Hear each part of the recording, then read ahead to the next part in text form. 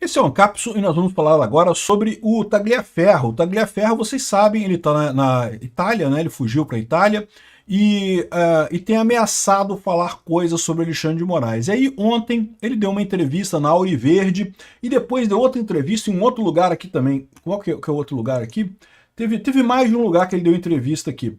Mas, de qualquer forma, ele soltou algumas pérolas. Ele falou que tem muita informação, que vai montar um dossiê sobre Alexandre de Moraes e falou que o Moraes usou o TSE para prejudicar a direita em 2022. Olha só que depoimento importante, tá? Porque esse cara aqui era o cara dentro do TSE que fazia a suposta vigilância sobre postagens na internet. E, segundo ele diz, não tinha vigilância nenhuma. O que acontecia era o Alexandre de Moraes mandava alguns posts para ele e falava assim, ó, procura alguma coisa contra essas pessoas aqui, ó. Eu quero pegar esses caras aqui. Acha alguma coisa para eles aqui. E é isso que acontecia. E isso é uma perseguição. Não tem outro nome. E lógico, né, só tinha gente da direita nessa história. Em momento algum, ele mandou perseguir alguém da esquerda. Essa notícia foi sugerida por Harry Peter e o Alambique Filosofal, Boilover e várias outras pessoas. Obrigado aí ao pessoal que sugeriu notícias lá no nosso site, no visãolibertaria.com. E obrigado a você que está assistindo o nosso vídeo. Se você gosta do nosso conteúdo, por favor, deixe o seu like e se inscreva aqui no canal, né?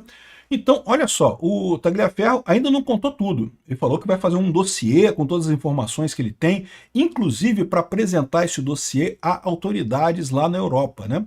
Vocês sabem que tem um grupo de deputados, de eurodeputados, querendo aplicar a Lei Magnitsky da Europa no Xandão também, né? E isso é meio que padrão, tá? Se você observar a aplicação da Lei Magnitsky que aconteceu contra a Venezuela, contra a Rússia, contra vários outros juízes aí, contra várias outras personalidades no mundo todo, tipicamente os Estados Unidos vai primeiro, a Europa segue em seguida esse negócio, né? São parceiros de longa data e todos têm interesse em acabar com violações de direitos humanos. Então, esse dossiê que o Tagliaferro está fazendo é muito importante. Lembra, ele é uma pessoa que tem informações demais nessa história, ele sabe do que está acontecendo. Então tá aqui, ó. E tem uma outra coisa nessa história que eu gosto de falar também. Tá vendo? É um cara de direita dentro do TSE. Eu tô falando para vocês isso. Tem um monte de gente de direita lá no TSE. O pessoal que fica com esse papo assim, ai, mas se alguém lá no TSE quiser colocar no código, botar um if 22, então 13, né? Vou mudar o voto aqui, coisa e tal. Meu amigo, o cara bolsonarista que tem lá do lado da equipe, porra, não pode isso não, cara. Tira essa porra daí, não pode não. Tem um monte de gente de direita dentro do TSE. A maioria é de esquerda, tá? A maioria é de esquerda. Mas tem um monte de gente de direita lá também. É um lugar enorme, tem gente de tudo quanto é lugar. É igual o Brasil, pô. O Brasil, tipicamente, tem gente de tudo quanto é lado, né? É que como é empresa pública, é um órgão público, acaba tendo mais de esquerda. Isso é meio normal. Mas tem um monte de bolsonarista lá. Então, assim, cara, achar que seria uma coisa fácil alguém deturpar o código-fonte da urna eletrônica para fazer. Não seria. Primeiro, porque o pessoal lá é sério, não deixaria um negócio desse. Segundo, porque se alguém pensasse numa coisa dessa, teria pessoas de direita lá também para apontar o dedo e falar, não, porra, não pode isso daqui não. Enfim, o Tagliaferro é um cara, e olha só, ele até falou que ele não sabia mais ou menos o que ele estava fazendo, não percebeu o que ele estava fazendo, mas ele ficou chateado, ele percebeu que estava errado aquilo ali, que não era uma coisa correta para fazer, né? Aqui, ó, entrevista a ex-assessor da Corte Eleitoral diz que o pleito foi marcado por decisões que prejudicaram diretamente a candidatura do Bolsonaro. É o que eu falo sempre. Este é o problema. O pessoal, ó, meteu o dedão na balança lá, meteu o dedão na balança. De que maneira? Não teve nada a ver com urna, com totalização, com porra nenhuma. Teve a ver com o fato de que, na hora de fazer a propaganda, na hora de censurar as coisas, só censuravam as pessoas da direita. Não censurava nenhuma fake news, ou pouquíssimas fake news de esquerda, pouquíssimas coisas de esquerda eram feitas, né?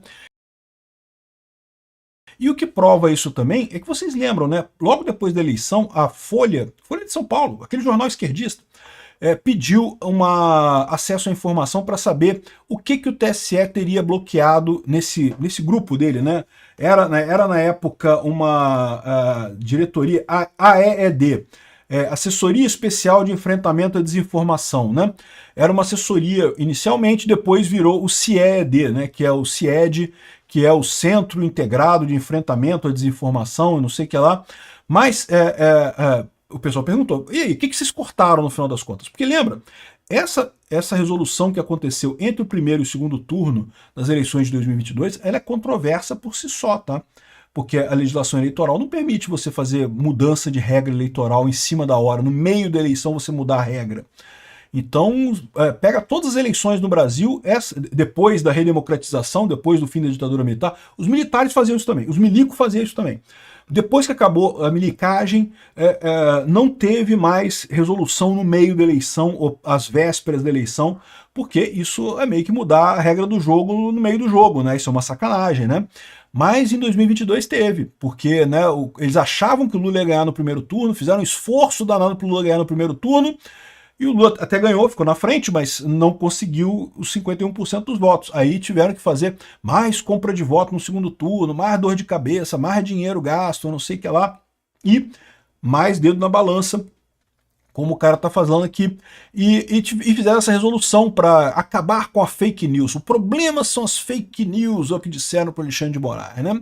E aí fizeram essa resolução, que foi a famosa resolução em que a Carmen Lúcia falou que não, que o cala-boca já morreu, mas até 31 de outubro tudo bem.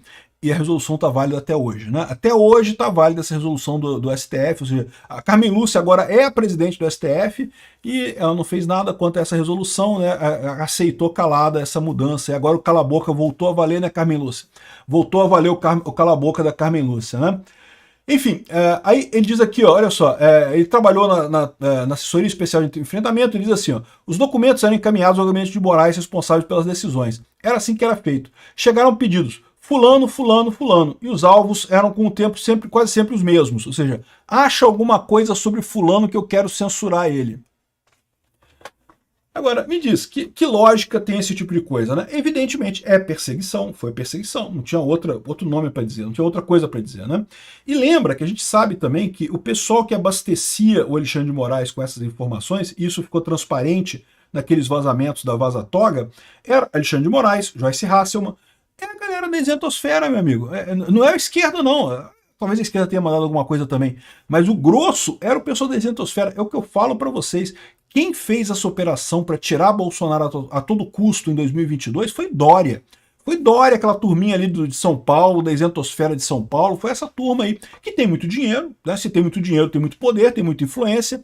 Por mais que o Dória não tenha mais voto, nem no condomínio dele não consegue eleger mais, mas ele tem dinheiro ainda, tem muito poder político e patrocinou essa brincadeirinha, né? O pessoal do PSDB, junto com ele, junto com o PMDB, com o PSD, fizeram essa lambança toda que a gente está agora pagando o preço disso, né? Tagliaferro negou que houvesse monitoramento contínuo das redes sociais pelo TSE, porque, teoricamente, o que ele fazia ali era um monitoramento das redes sociais para ele identificar os problemas, mas não tinha isso. O que tinha era o Alexandre de Moraes, ó, pega fulano, procura fulano aí. Aí ele pegava informações de fulano, fazia um relatório, não sei o que lá, encaminhava o relatório, aí Moraes ia lá e censurava o cara. Mas, pô, mas o Moraes já dizia o que ele queria censurar, porra, já dizia quem ele queria, no final das contas. Então não tem esse negócio, né? Não tinha um cara olhando para todo mundo. O que existiam eram ordens determinadas de fazer. Cara, isso aqui é um absurdo completo. É um absurdo completo que ele está falando aqui em termos de procedimento, porque viola totalmente todas as regras do direito, né? E, mais uma vez, reforça o ponto que eu sempre falo. 2022, dedão na balança. Esse pessoal ficou nessa história de que não, que tem que proteger de desinformação e protegeu a desinformação de um lado só. O outro lado ficou capenga. O TSE só trabalhou para ajudar a esquerda. E nesse caso, meu amigo, o TSE interferiu no resultado da eleição. Bom, muito bacana a entrevista dele, tem a entrevista inteira dele aqui no Auriverde, muito bacana e coisa e tal. Ele disse que está preparando um dossiê com todas as provas e evidências que ele vai encaminhar lá para as autoridades lá na Europa. Vamos torcer para dar certo isso, eu acho que tem chance, hein?